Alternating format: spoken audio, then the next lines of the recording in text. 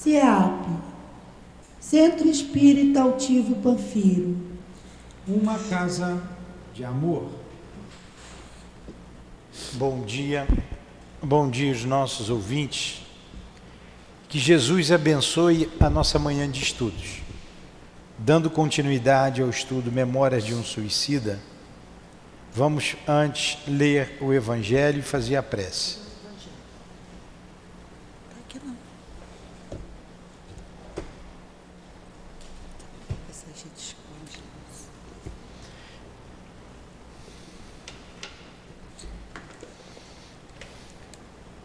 Capítulo 3. Há muitas moradas na casa do meu pai. O item 16.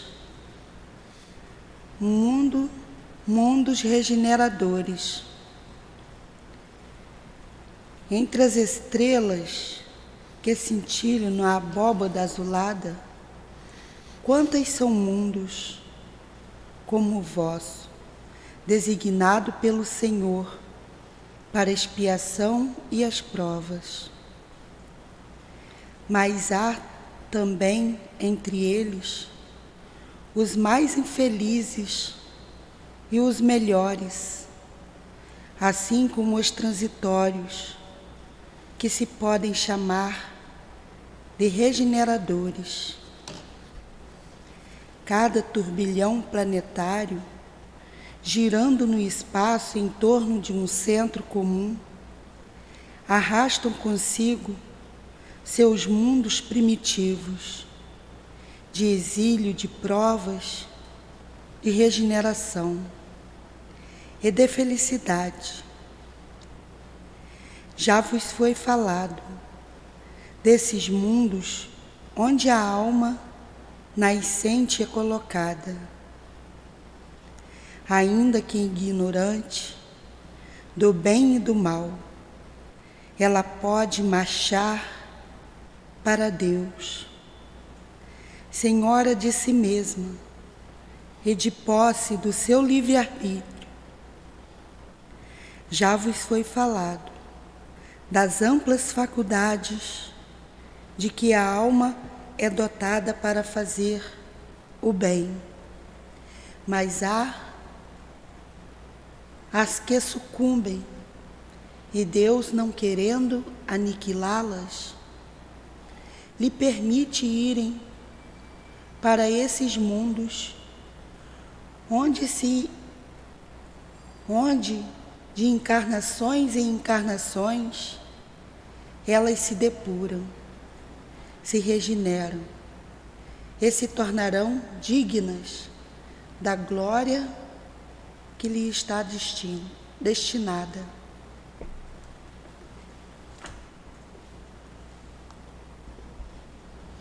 Querido Jesus, estamos no mundo de provas e expiações e o Senhor é o responsável por todos nós. Então nós te pedimos que nos ajude, que nos sustente nessa terra tão bela, porém com tantas dores. E a dor do suicídio é uma delas. Que tu possa consolar aqueles que cometeram este ato e se desesperam no mundo espiritual. Consolar os seus familiares e, acima de tudo, Senhor, evitar que aconteça mais e mais suicídios em nossa terra.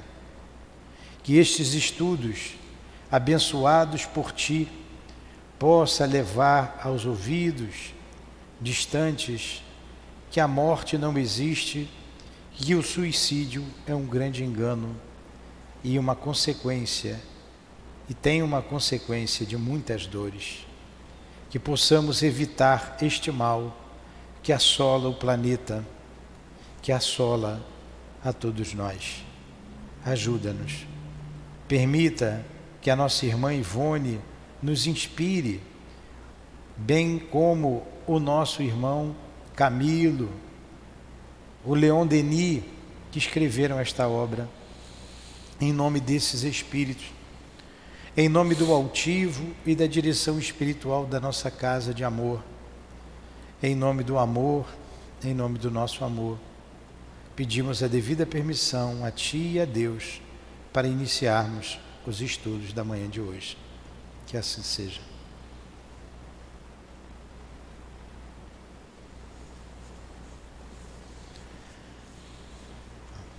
Então, semana passada, nós iniciamos o capítulo intitulado Por Outra Vez, Jerônimo e Família. Nós já falamos do nosso Jerônimo, mas vamos só passar bem rapidinho. Ele pertence a esse grupo, um grupo de espíritos, que foi acolhido na colônia Maria de Nazaré. Lá ele se tornou um rebelde, pois ele queria ver a família de qualquer jeito. Que página? Embora não fosse, página 256, no meu livro 256. Embora ele não pudesse vir, pelas dificuldades que encontraria, insistiu e foi então liberada a visita inoportuna à Terra. E quando ele chega aqui, ele encontra a casa vazia, seus filhos não estão mais lá, nem a sua esposa, vê uma folhinha, vê a data da folhinha, e ali já tinham passado 13 anos. Ele estava com a cabeça como se fosse ontem. Alguns espíritos debochados falaram que a mulher e a filha estavam a vender frete no porto. Ele não acreditou. Ele vai, sofre uma grande decepção, depois vê o filho preso, e os espíritos então não deixaram mais ele na terra livre, trouxeram-no de volta. Ele foi então recolhido num local do hospital chamado como é que é o nome do lugar? Não é o manicômio, não é a torre, no isolamento. Então a colônia Maria de Nazaré tem vários departamentos, como o hospital, como o isolamento, onde estão os espíritos rebeldes, como o nosso Jerônimo, como temos o manicômio, e que nós vimos nas aulas anteriores, no capítulo anterior, a torre de vigília. E esse grupo de espíritos que está fazendo essa visita, Jerônimo pertencia a eles, a esse grupo. E depois deles visitarem a torre e o manicômio, estão visitando o isolamento. E tiveram ali a notícia do Jerônimo, amigo deles. E há um reencontro entre eles. Foi aqui que nós paramos.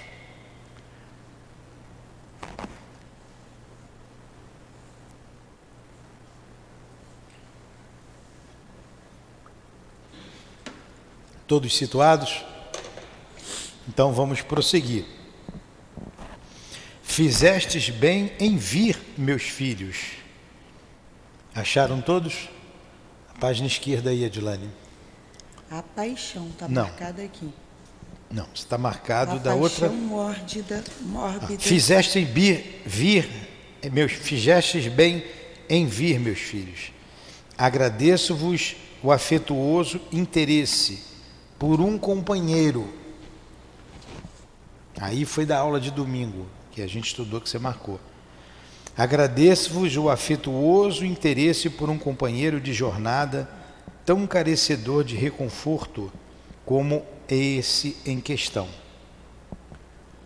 Visitar um enfermo, reanimar com a presença consoladora o pobre detento, entristecido pela angústia de remorsos implacáveis,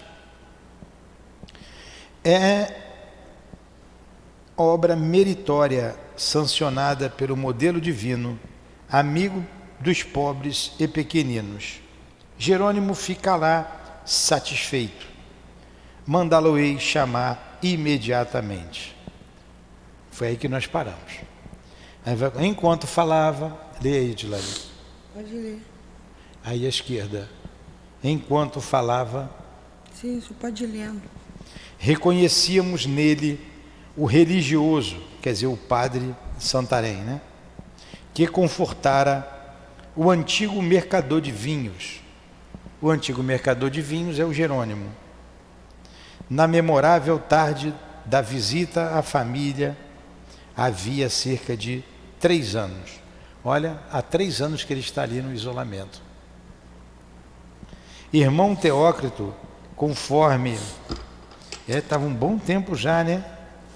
3 anos. Deixa eu...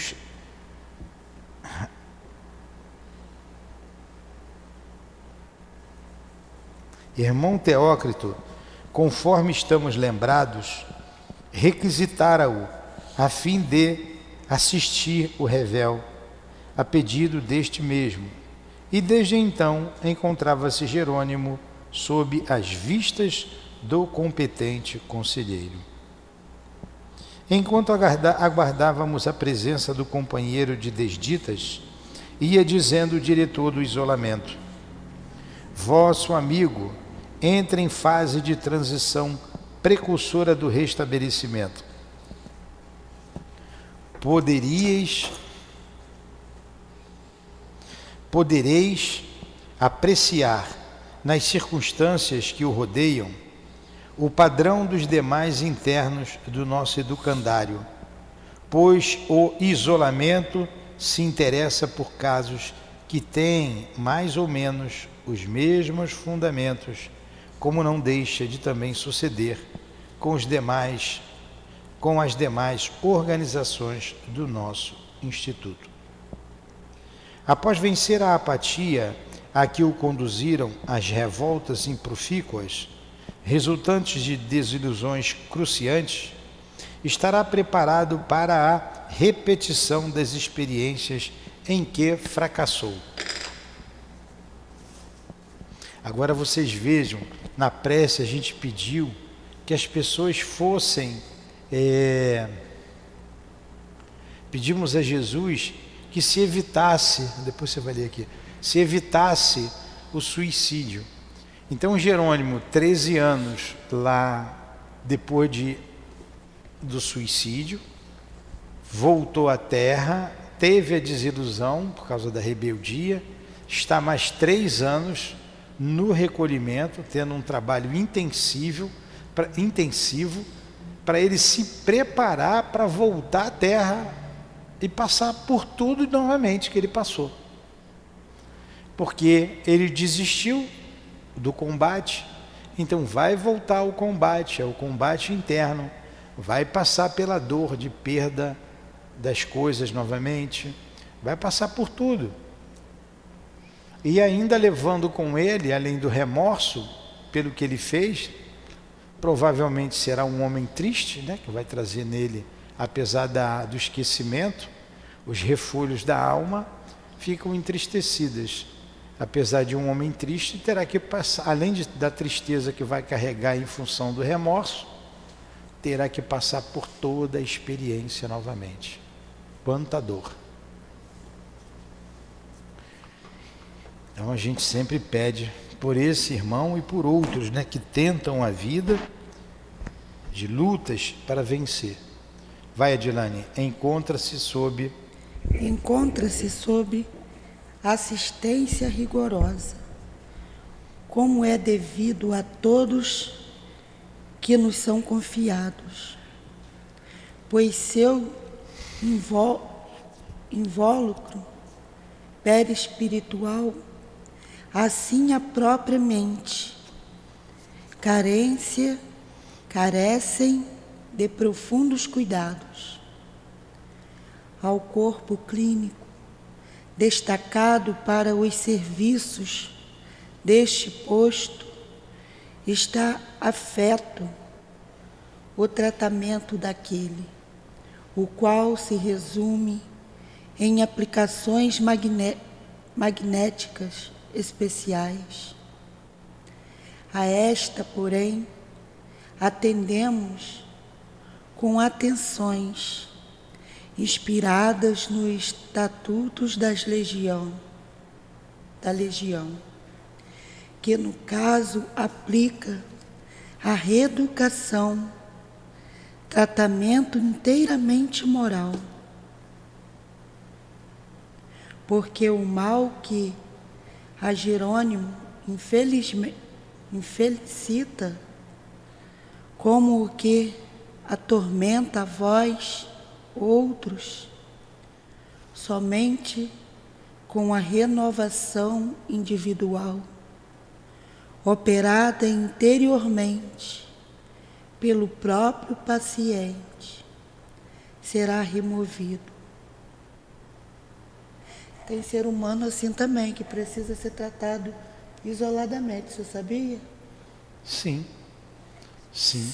Sem ter contato com as outras pessoas. Sem dúvida, o encarnado também precisa de isolamento. A paixão mórbida, o que é uma paixão mórbida? Uma paixão doentia, né? Uma coisa exagerada e doentia, que desequilibradamente nutriu pela esposa e pelos filhos, prestou-se a instrumento para as grandes expiações que os seus entes queridos tinham em débito nos assentos da lei de justiça que rege os destinos humanos. Jerônimo amava egoisticamente, desorientadamente, entrincheirando o coração contra toda a possibilidade de amparo que a razão e o lúcido raciocínio poderiam conferir. E como não deveis ignorar, cumpre-nos estar sempre advertidos de que nem mesmo aos próprios filhos deverá o homem amar indiscricionariamente com os impulsos cegos da paixão. Então ele chamou a nossa atenção para esse amor exagerado, né, por essa paixão mórbida. E mesmo ele em espírito, lá, ele adquiriu mais débito com a lei de Deus por causa desse amor cego que tem pela família, né? Olha só. E mais pela rebeldia, porque isso propiciou a ele uma conduta rebelde, né, que o irmão Teócrito, o diretor da instituição, disse para ele que não autorizaria, que ia autorizar, mas que tudo ia correr por conta e risco dele. É verdade. Que aconselhava ele a não vir à Terra, porque não era o momento. Ele mesmo assim quis, teimou.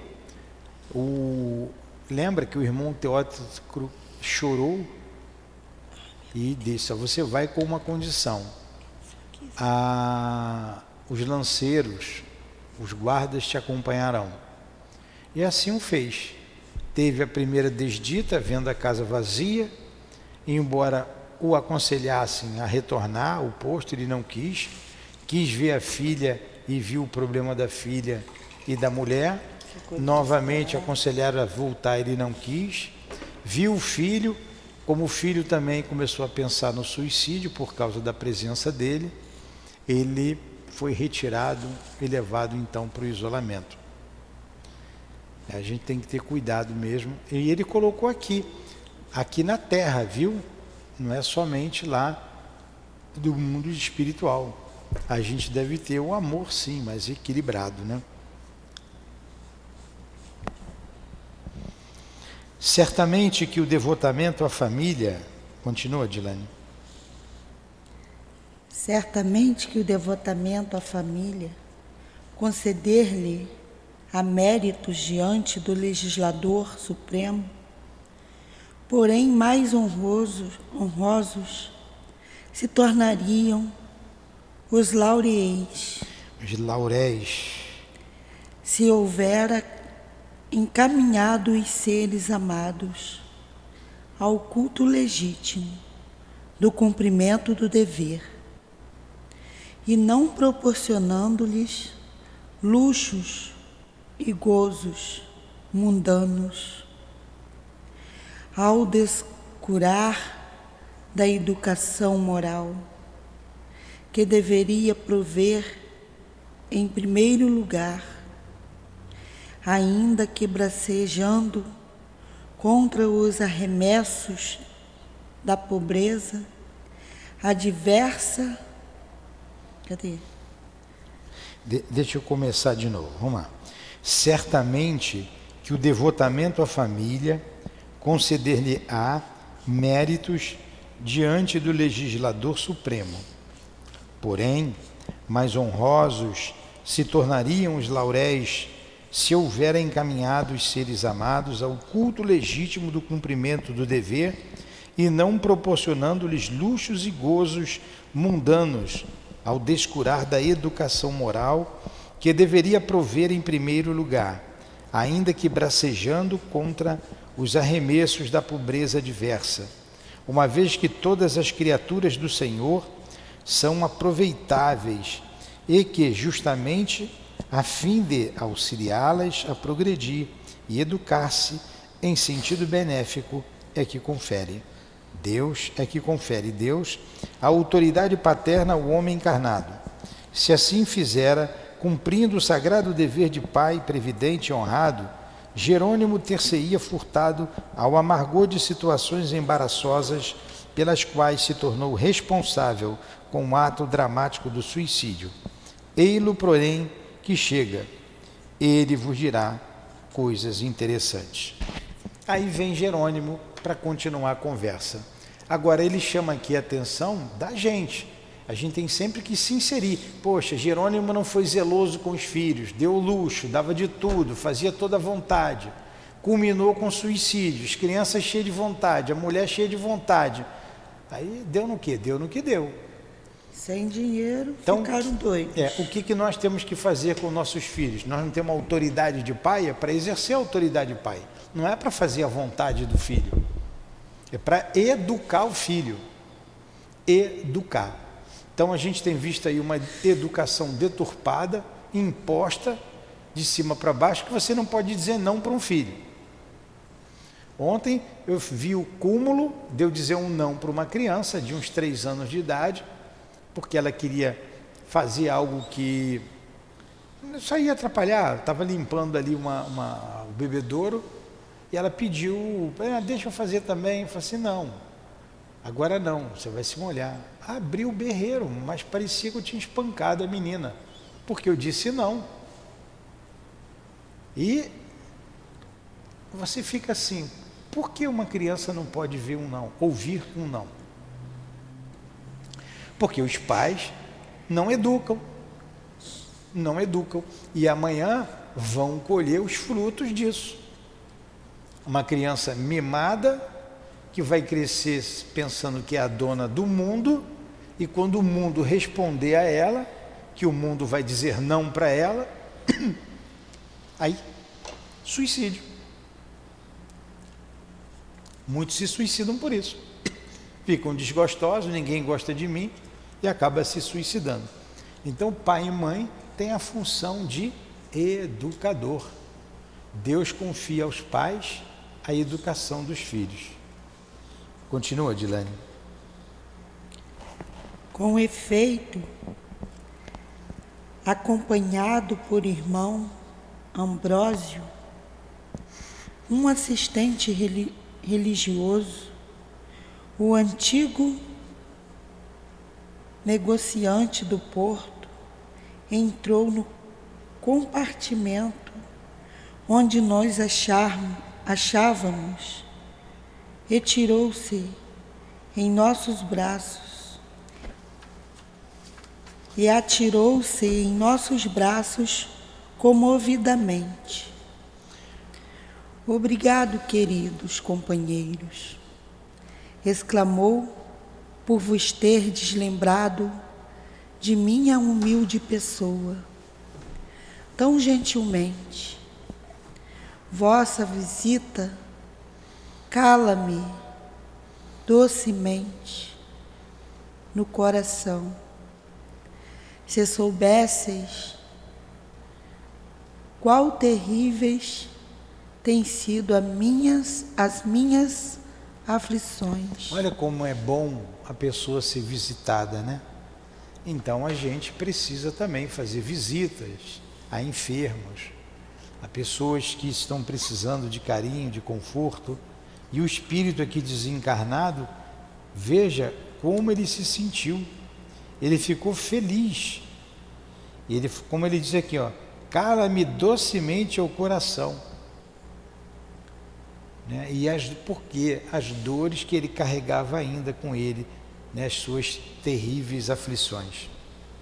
Abraçamo-lo com efusão, apresentando votos pela sua felicidade pessoal, pois outra coisa não sabíamos até então dizer ou desejar aos amigos. Pareceu-nos Jerônimo assaz modificado. Reconhecemo-lo sereno, senhor de maneiras tocadas, de encantadora distinção, a qual não lhe conhecêramos antes.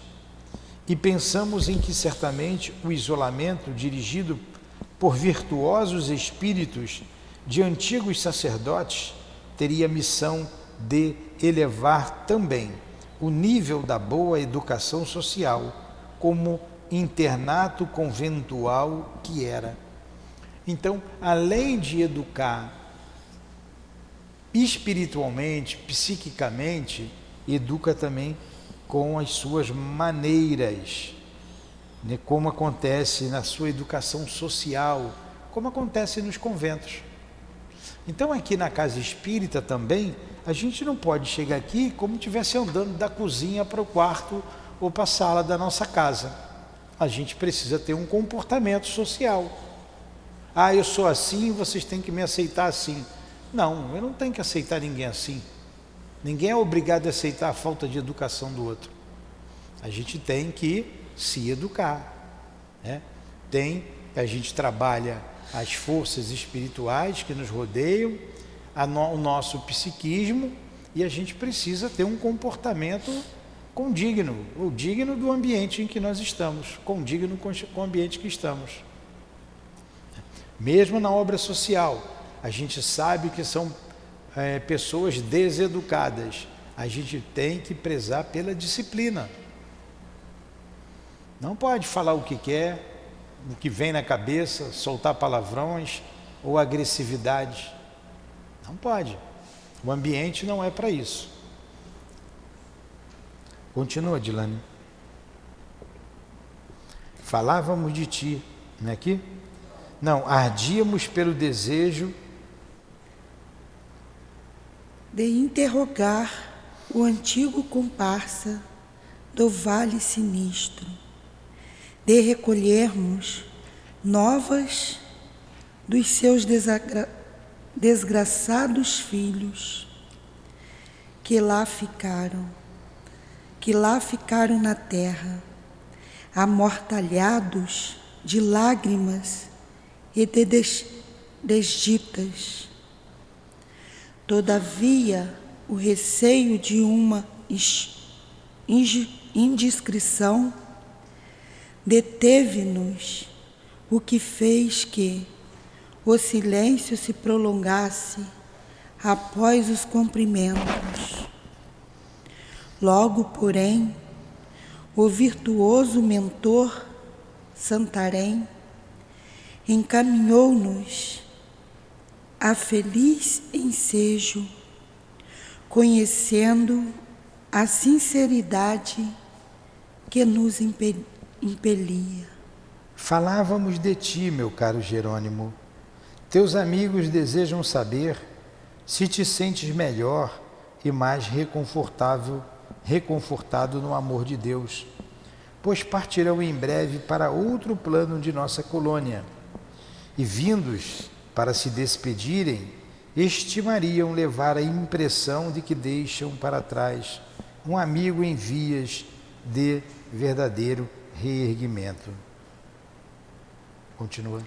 Aplaudimos, corroborando tais expressões, com o incentivo de nos mostrarmos a Ele próprio, resignados e confiantes, nos dias por vindouros, e acrescentamos: Amparados por amigos tão desvelados como os que deparamos desde que para aqui nos encaminharam, sentir-nos-íamos até felizes, não fora a inclemência dos pesares que nos perseguem pela desonra com que aviltamos a nossa alma. O antigo comparsa curvou a fronte com intercedora humildade, retorquindo: Tendes razão, meus caros amigos. Será possível, sim, para nós outros, o alívio supremo na conquista da resignação e da fé que levará à conformidade. Felizes, porém, não creio que poderemos ser tão cedo, porque não será pelas vias do suicídio que a individualidade encontrará essa deusa felicidade, que mais se afasta quanto maiores forem a revolta e a insubmissão no coração que a deseja. Quisera eu que o suicídio me houvera para sempre exterminado ser. Assim não foi, porém. E assim não sendo, compreendi que só me restava curvar ao inevitável enfrentamento com resignação e fortaleza de ânimo, a amargurosa situação por mim mesmo criada. Devo a solicitude de irmão Santarém, a seus conselhos e exemplos edificantes. Santarém era o padre, né? Era o padre. Como aos seus abnegados imediatos e as regras verdadeiramente providenciais desta mansão educadora, a transformação que em mim se vem operando. Tal como vós, sorvi meu cálice de fel, traguei muitas amarguras entre os uivos de desespero e blasfêmias de réprobo, mas hoje me sinto outro indivíduo, a quem a confiança no amor do Ser Supremo ressuscitou dos escombros da mais nefasta descrença, porque descrença mascarada com a hipocrisia da falsa fé, da afetação, da virtude, as quais se mostravam com a ostentação convencional. O que se satisfaz a sociedade não aproveita, no entanto, nem mesmo para convencer o próprio que as assumiu, muito mais para edificar a sua alma perante o Criador. Ele está falando da crença dele aqui, superficial na igreja, que não atendia, e ali ele está aprendendo agora a confiar em Deus. Pelo menos ele já tá entendendo ali que o suicídio não resolveu nada. Não resolveu nada para ele. E ali está sendo ali imposto a ele uma disciplina e exemplos, principalmente do padre Miguel de Santarém, e que está provocando uma renovação nele. Continua, Dilane. Eu poderia ser feliz, meus amigos, se algum modo, rodeado com a atenção destes nobres e excelentes protetores, instruído, fortalecido, confortado, como me vejo por suas incansável caridade, convencido das lutas e deveres que me cabem, dispostos a enfrentá-los quando me acho, mas cometi um crime de duras consequências, de consequência de duras consequências. Cometi um crime de duras consequências. De consequências extensíssimas para mim e os meus. Nossa, coitado.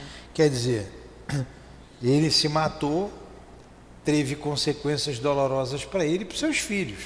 Que desencadeou ali neles a expiação em que ele foi um instrumento do escândalo. Contemplo-me carregado de falhas, e não me posso de nenhum modo sentir satisfeito em parte alguma, quando o arrependimento vivo e ardente flagela minhas horas, exigindo resgate imediato, a fim de que a serenidade me retorne ao coração, permitindo-me novos empreendimentos dignificantes e honrosos, justamente o oposto dos atos de antanho. Devo confessar-vos que, como comerciante que fui, falido, arruinado, traindo a confiança de firmas honestas, com as quais mantivera compromissos de instituições bancárias, cuja honorabilidade não levei ao devido apreço, e até das autoridades municipais, pois grandes prejuízos dei também às fiscalizações legais, como aos direitos alfandegários, visto que pratiquei, não raras vezes, o contrabando. Envergonho-me de tal forma, por não me ter esforçado por sair honrosamente desse emaranhado de inferioridades. Pejo-me tanto de haver solvido tais compromissos, acobertando-me sobre a macabra ilusão do suicídio, que o rubor só me desaparecerá das faces quando me for possível ser comerciante outra vez, a fim de solvê-los pessoalmente, digna, honestamente. Oh, que ato indecoroso cometi perante a sociedade, meus amigos. Eu devo e não paguei. Eu defraudei os sacrossantos direitos da pátria, da abençoada terra que vivi. Tenho compromissos vencidos, empréstimos, contas e mais contas, letras e mais letras a pagar, e nada resgatei até hoje. O peso desta desonra converteu-me os dias em torturas ininterruptas, a par das desventuras que, por minha incúria, atingiram meus filhos. Então, olha só o detalhe. Ele falou do rubor, do vermelhidão do rosto, da vergonha, que só vai sair do rosto dele quando ele pagar tudo. Então, ele está dizendo que ele deve aqui na terra. A dívida que você leva para o lado de lá, ela não é apagada. Ele vai ter que retornar para pagar a dívida, né? Os contrabandos que ele fez, enganando a lei governamental, A justiça. os empréstimos que ele pegou e não pagou, enganando os banqueiros, enganando a tudo. Isso tudo está pesando na economia dele, que ele retornará para poder se quitar com esses débitos. Olha que como a lei ela é incorruptível. E a gente vê políticos aí, né, retornando à cena do crime e dizendo que vão praticar mais crimes. Aí você pensa no futuro desse espírito. Oh Deus, cerceia para ele não se complicar mais ainda com a lei, ou ele vai enfiar os pés pelas mãos de uma vez por todas, e com isso comprometendo milhões de pessoas. Milhões e milhões de pessoas. Olha o que um homem descrente em Deus, descrente da vida futura, pode fazer para uma sociedade. E a gente se compromete, né? Você pensa no comprometimento de um espírito que animou o Hitler, aquela personalidade. O comprometimento de um espírito que animou o Mussolini, sem dizer outros por aí, né? Estou falando o Mao Tse Tung e tantos outros por aí. Karl Marx. Quanto comprometimento, quantas mortes eles são responsáveis até hoje. Quantas guerras. Somente Deus para poder colocar um espírito desse novamente no caminho do bem, no caminho do amor. Eu estou falando desses grandes homens que têm compromissos com a sociedade, imensos compromissos com a sociedade. Não é diferente de nós que aqui estamos apagados, tivemos que ser apagados, e trabalharmos com pessoas que não têm a educação que nós gostaríamos que tivesse, e a gente vai cavando leite de pedra, tirando leite de pedra. São dívidas que você tem com a coletividade e que a gente não sabe também se tem um suicídio por trás de tudo isso, que normalmente tem. Você imagine um Pôncio Pilatos, né, que se suicida, como não deve ter ficado no mundo espiritual, quando viu a sua omissão diante do Cordeiro, como não ficou aqueles que em nome de Deus o condenaram à morte, e por aí vai. Por isso que a história da humanidade é de dor, e vai ser de dor ainda durante muito tempo. Porque a gente não aprende. Tomara que o Jerônimo tenha reencarnado e cumprido o dever dele. É o que a gente pede a Deus. Felizmente, é aqui que a gente parou, né? Sim. Porém, a lei da sábia providência confere ao espírito falido, olha aí, meios honrosos para libertar-se de situações incômodas e vexatórias, como essas.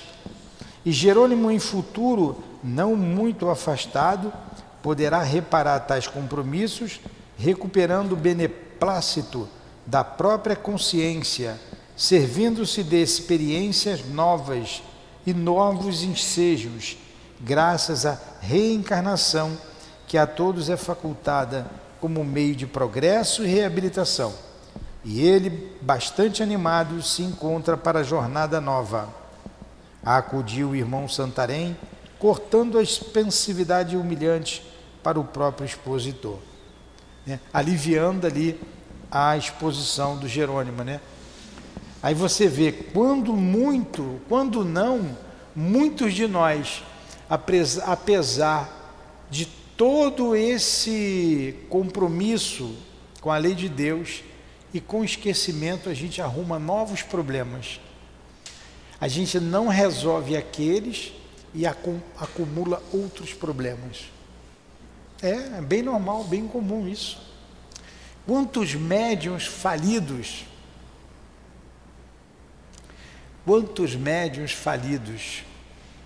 vêm com compromisso com a coletividade, porque muito devem, mas chega aqui e se comprometem mais ainda. E nós ouvimos já muitas vezes, e aqui também, que nós somos espíritos que muito devemos. E se muito devemos trabalhar também.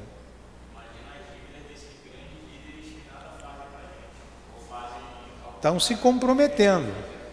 só estão se comprometendo com a lei de Deus. Aí a dor é que vai fazer com que a gente retorne ao caminho do bem. Somente a dor. Vamos mais um pouquinho? Vai, Adilane. Rejubilo-me. Rejubilo-me, sabendo-te confortado e decidido aos embates pela honra de uma vitória que encoberte de tua consciência a visão em glória da queda forte que também a ti arrastou. A desgraça, amigo Jerônimo. Praza aos céus que as forças se quintupliquem em tua alma, quanto as minhas em mim se multiplicam a cada nova vibração de minha própria dor, pois também me acho encorajado às mais rudes experimentações, contanto que se arrede de minhas íntimas visões o trágico fantasma dos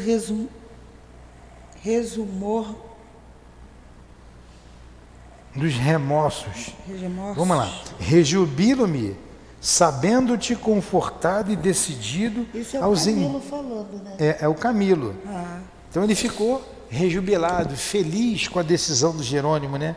sim. Decidido aos embates pela honra de uma vitória que encoberte a tua consciência, a visão inglória da queda forte, que também a ti arrastou a desgraça, amigo Jerônimo. Praz aos céus que as forças se centupliquem em tua alma, enquanto as minhas em mim se multiplicam a cada nova vibração de minha própria dor. Pois também me acho encorajado às mais rudes experimentações, contanto que se arrede de minhas íntimas visões o trágico fantasma dos remorsos pelo monstruoso delito que pratiquei. Aí não é Jerônimo, é Mário Sobral que está falando. Ó. Vibrou Mário Sobral, a quem impressionante estremecimento sacudiu, fazendo-o agitar as mãos, como que se esforçando por desvencilhá-las de algo que o inquietasse e o afligisse. Então Mário Sobral fala aquilo, pedindo também forças, porque a sua mão, que ele enforcou, que ele matou a Eulina, não mexia, né? Como ele já estava arrependido daquilo, remorso, tudo mostrava que ele ia nascer sem as mãos. A prece que aprendi a praticar, tornando-a em manancial indispensável à minha pobre alma, guiado pelas férteis exortações de irmão Santarém, continuou o ex-comerciante do Porto. As súplicas veementes que aprendi a dirigir a Maria, nossa mãe guiadora, concederam-me a trégua precisa para reunir os pensamentos atropelados pelo desespero e fixá-los no bom raciocínio. Acontecimento que foi a chave áurea para a solução dos muitos problemas que por mim considerados insolúveis. Então ele encontrou na prece a Maria, na fé, força para solucionar os problemas que nele estavam insolucionáveis. Insolucionáveis. Aí olha só, a sorte imprevista de meus infelizes filhos, aos quais tanto e tanto amava, a conduta de Zulmira prostituída e envilecida.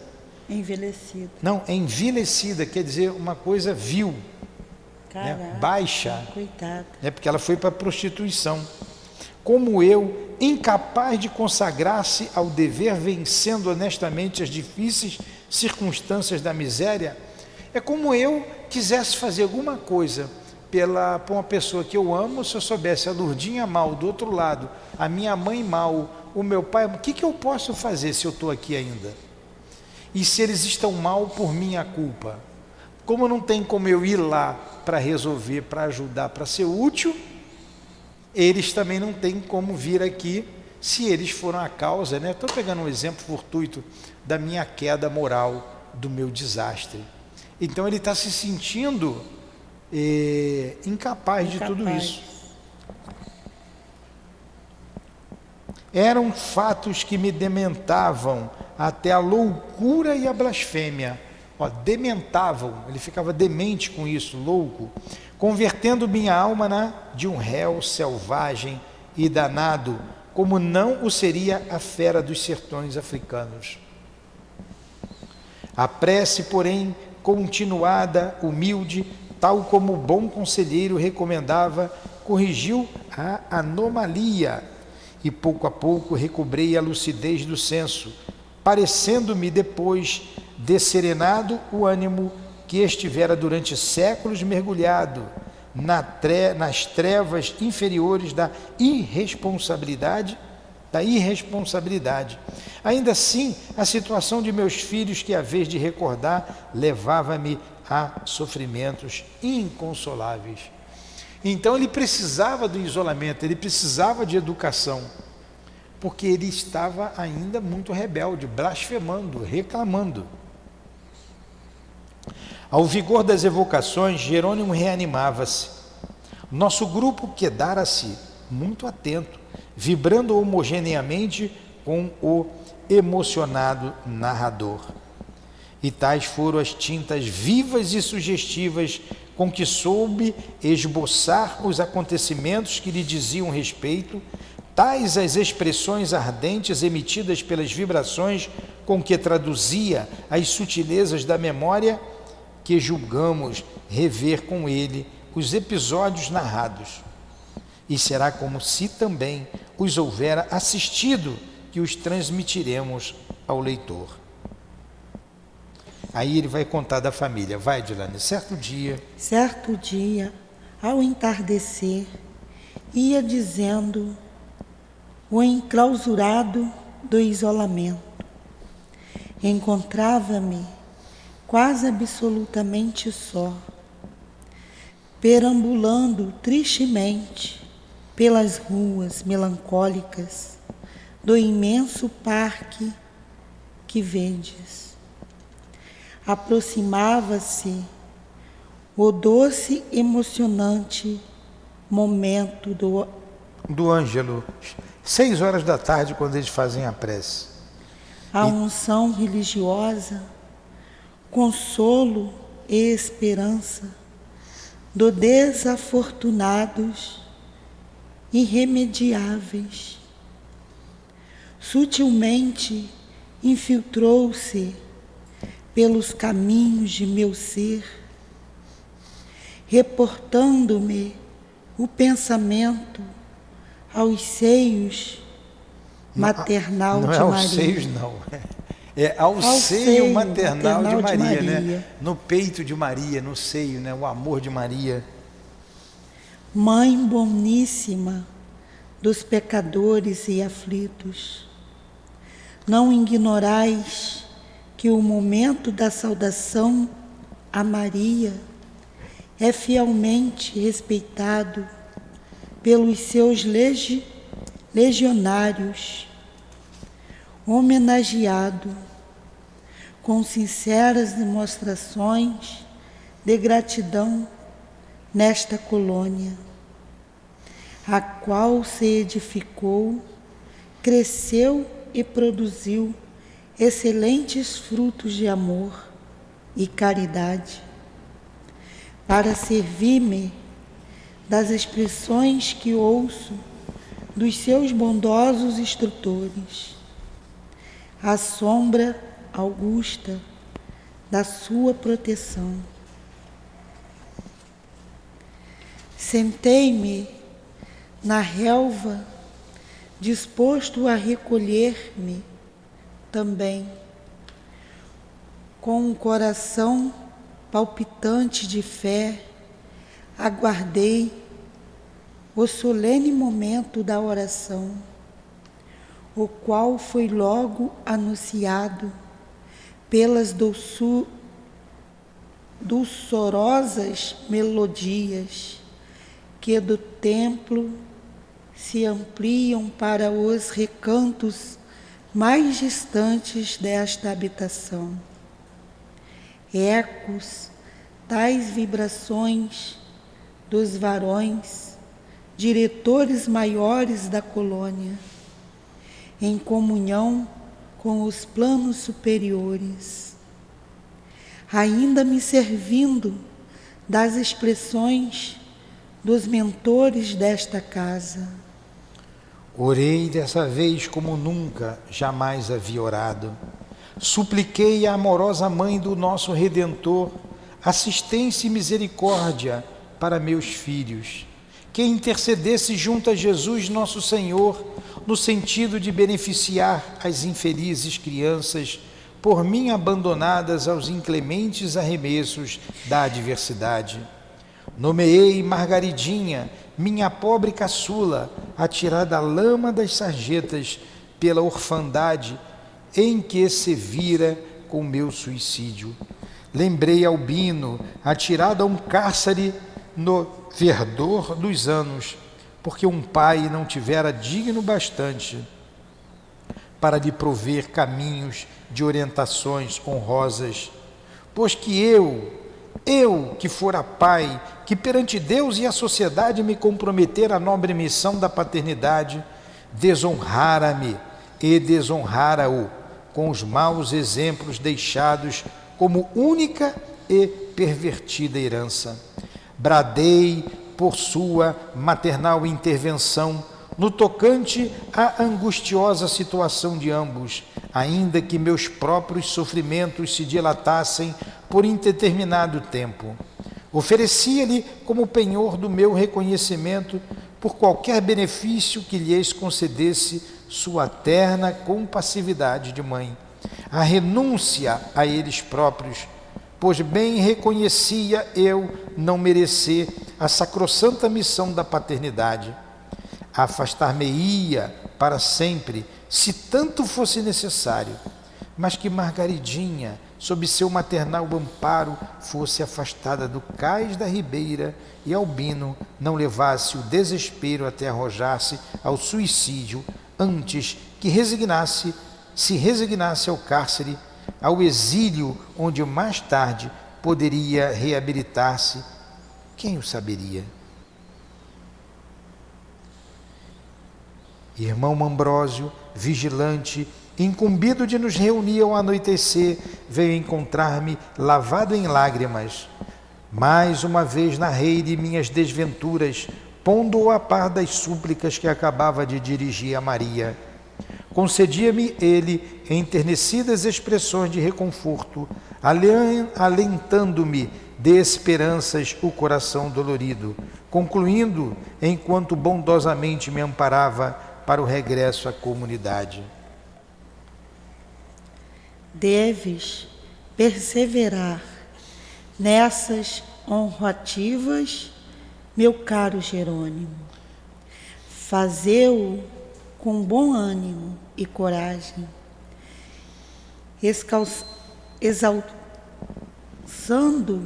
energicamente, tanto quanto possível, o grau das tuas vibrações, a fim de que repercutam harmoniosamente teus pedidos, no momento muito justos, nas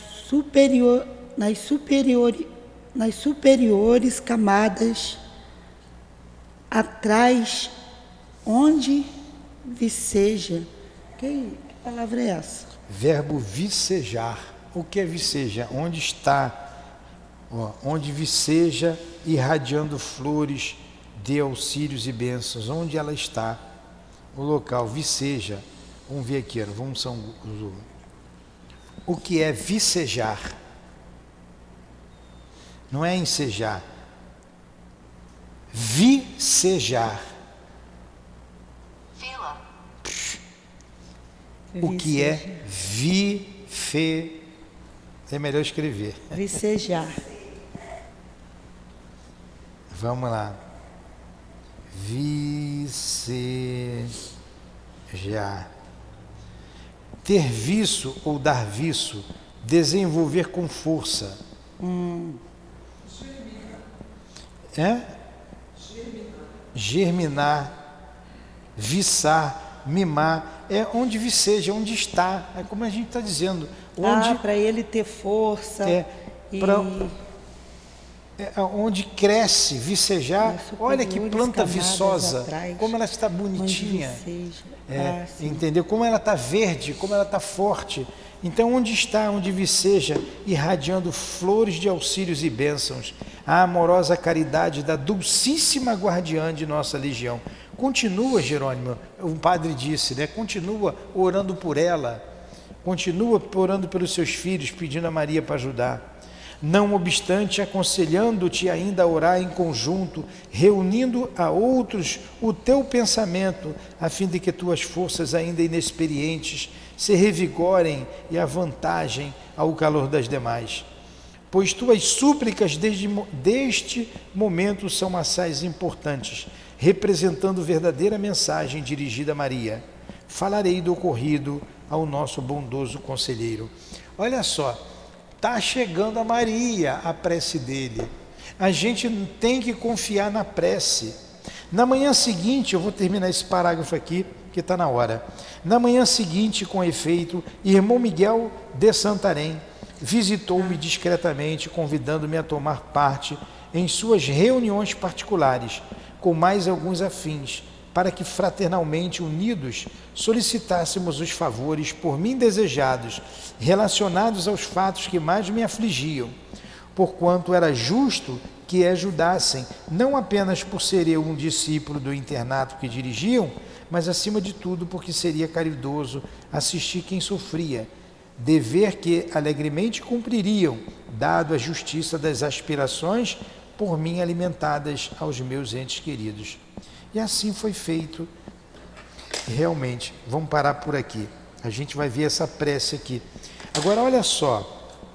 Os guias, vendo a sinceridade dele, foram orar com ele para pedir a Maria.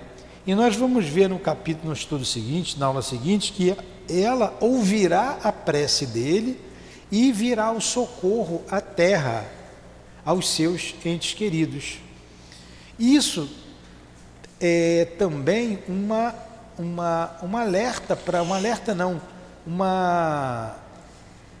um estímulo para nós não deixarmos de orar, não deixar de ter fé, porque nossas preces, quando sinceras, pertinentes, elas são ouvidas e todas elas têm um retorno.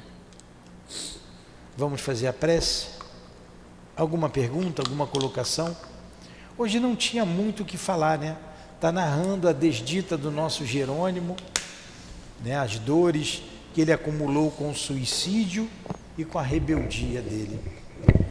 E o nosso primeiro pensamento, Jesus, é para ti e para Deus, para rogar pelo nosso irmão Jerônimo, que passou por esses sofrimentos e certamente ainda precisa resolver o que não foi resolvido. Certamente ele está precisando das nossas preces, mais uma vez precisando da intervenção de Maria Santíssima em sua vida e na vida dos seus filhos, esposas, dos seus entes queridos. Rogamos por ele, Senhor. Rogamos pelo irmão Belarmino, pelo irmão João de Azevedo, pelo irmão Mário Sobral, pelo Camilo, por cada um desses que se expôs nesta obra grandiosa, para que nós não cometêssemos o suicídio. Pelo seu trabalho, por este mérito, nós suplicamos, Jesus, por esses espíritos. como suplicamos pelos seus entes amados e por nós outros que aqui estamos. Precisamos todos da tua assistência, do teu socorro, do teu amparo. Abençoe a nossa casa, Jesus, que divulga o teu evangelho, que divulga a doutrina espírita. Fortaleça-nos o ânimo, encoraja-nos, não nos deixes esmorecer. Que a cada dia que aqui cheguemos, venhamos com alegria e com vontade de servir. Que a tua luz nos conduza sempre e conduza essa casa. Que o perfume das rosas possa chegar a todos esses irmãos que, desesperançados, encontre na suavidade do perfume, na beleza das rosas, instrumentos para ter esperança em suas vidas. Que Deus os abençoe, que Deus nos abençoe, que Deus abençoe a nossos dirigentes, a nossa casa de amor, a nossa Ivone e a todos os benfeitores que aqui estão. Que essas preces ecoem nos lares de todo o Brasil, nos lares que nos escutam à distância, fortalecendo a vida, a vontade de viver e jamais pensar no suicídio como solução para qualquer problema. Que Deus fique com todos nós, em nome do amor de Deus, nosso Pai acima de tudo, do amor do Cristo Jesus, do amor de Maria Santíssima, do amor dos guias que dirigem a nossa casa de amor, do Altivo, de Antônio de Aquino, do Dr. Herman, enfim, das irmãs queridas, da coluna que nos sustenta. Em nome do nosso amor, Lourdinha, é que pedimos então a permissão para encerrarmos os estudos e as vibrações da manhã de hoje, em favor dos irmãos suicidas. Que assim seja. Graças a Deus.